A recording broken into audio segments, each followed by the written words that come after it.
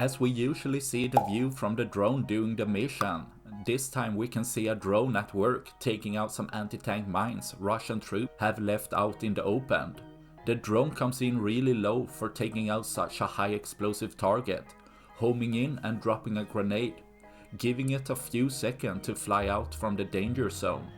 As this wasn't the operator's first rodeo, seeing the drone managing to get away just in time, as a large explosion rapidly rising up, letting the drone to take out more anti-tank mines that Russian troops can't use, leaving the drone to reload and go on new mission, taking out more Russian equipment and resources, leaving a little less for tomorrow.